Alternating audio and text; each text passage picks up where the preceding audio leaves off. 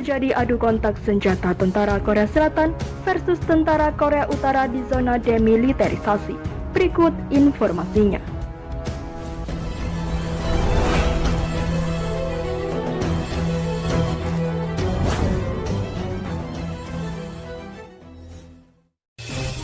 Sebelum lanjut, jangan lupa subscribe dan nyalakan tombol notifikasinya agar tidak ketinggalan info terbaru dari Kataku.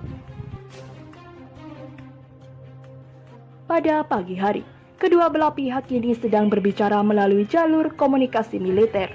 Tentara Korea Utara menembaki pos pengamanan militer Korea Selatan beberapa kali sekitar jam 7.41 pagi waktu setempat. Aksi Korea Utara itu membuat Korea Selatan menembak balik. Korea Selatan juga mengirimkan peringatan verbal menurut Joint Chief of Staff. Tidak ada korban dan kerusakan peralatan yang dilaporkan di Korea Selatan. Bentrokan ini terjadi sehari setelah media pemerintah Korea Utara melaporkan kemunculan Perdana Kim Jong-un di depan publik yang sempat menghilang selama 3 minggu. Ketidakhadiran Kim Jong-un telah memicu spekulasi global tentang kesehatannya. Sementara para pejabat Amerika Serikat mengatakan mereka diberitahu Kim dalam kondisi kritis setelah menjalani prosedur kardiovaskular.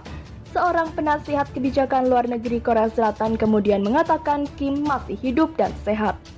Korea Utara dan Korea Selatan sebelumnya saling melakukan tembakan di zona demilitarisasi yang dijaga ketat, yaitu pada tahun 2014 ketika Kim Jong-un tidak terlihat di depan umum selama lebih dari 2 bulan.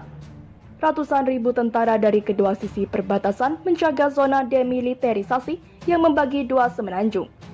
Zona ini merupakan warisan perang 1950 sampai 1953 yang berakhir dengan gencatan senjata bukan perjanjian damai. Pada Jumat 1 Mei 2020, media pemerintah Korea Selatan KCNA melaporkan bahwa pemimpin tertinggi Kim Jong-un datang meresmikan sebuah pabrik.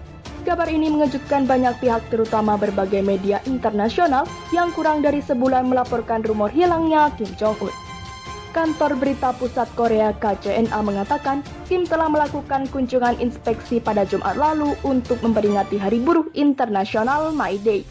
Kim berada di sana bersama sang adik Kim Yoo-jong beserta pejabat tinggi Kim Jae-rong, Park Bong-ju, Kim Dok-hun, Park Tae-song, dan Cho Yong-won. Sebagaimana dikutip dari NK News, pemimpin diktator itu memotong pita sebagai tanda peresmian di sebuah pabrik berjarak 50 km utara dari Pyongyang. Dia menetapkan tugas dan cara untuk mengembangkan industri kimia kita dalam orientasi yang benar seperti yang disyaratkan oleh abad baru, termasuk membangun kembali dan memperbarui pabrik pupuk secara keseluruhan dan membangun lebih banyak lagi basis industri kimia, lapor KCNA. Namun, laporan itu sama sekali tidak membahas perihal kesehatan Kim Jong-un. Foto-foto Kim Jong-un di acara tersebut tidak menunjukkan tanda-tanda bahwa pemimpin korup itu mungkin dalam kesehatan yang buruk. Sebelum dilaporkan menghilang dan kritis oleh media Daily NK, Kim Jong-un terakhir kali terlihat pada 11 April 2020 lalu. Saat itu, pemimpin tertinggi Korea Utara ini sedang memimpin rapat partai berkuasa Politburo.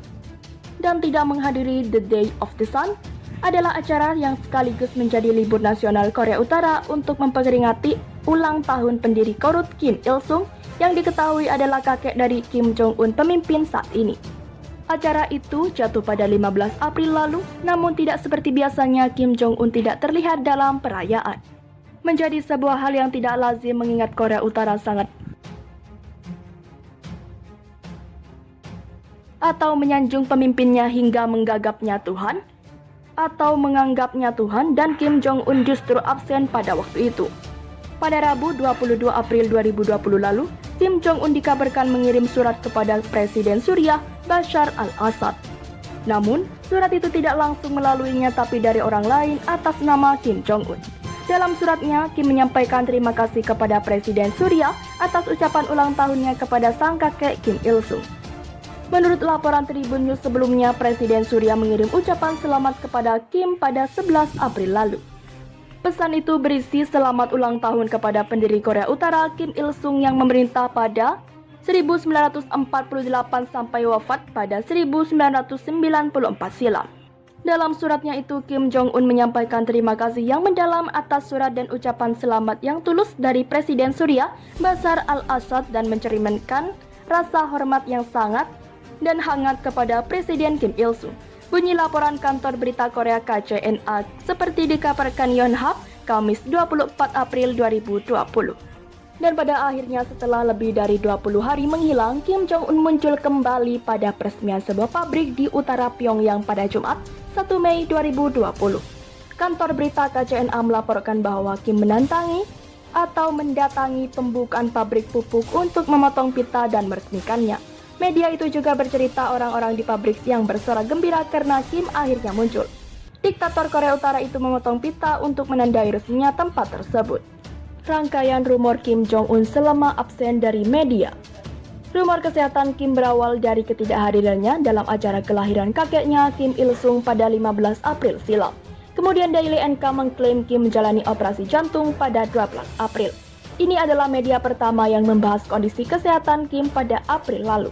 Setelah itu, lapor media internasional latah memberitakan hingga trending di media sosial, intelijen Amerika Serikat berusaha keras mencari tahu kabar sebenarnya kondisi Kim Jong-un. Di lain pihak, Korea Selatan melaporkan tidak ada hal yang...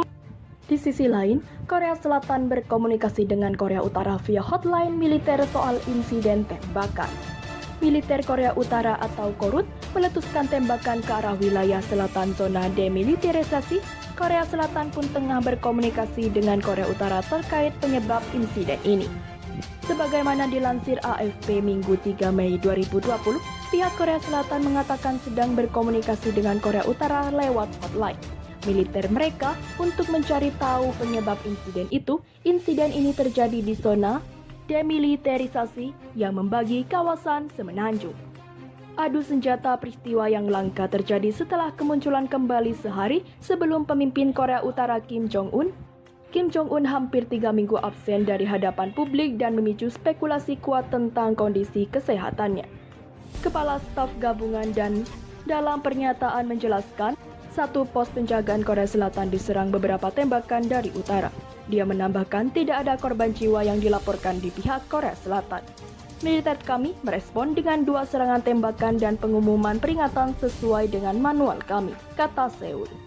Kedua negara Korea ini secara teknis tetap berperang setelah Perang Korea berakhir dengan gencatan senjata pada tahun 1953. Terlepas dari namanya, zona demilitarisasi adalah salah satu tempat yang paling dibentengi di bumi, penuh dengan ladang ranjau dan pagar kawat berduri.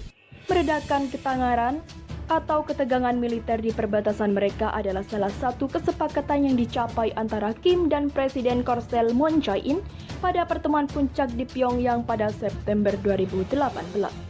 Namun, sebagian besar kesepakatan belum ditindaklanjuti oleh Korea Utara. Pyongyang sebagian besar memutuskan kontak dengan Seoul.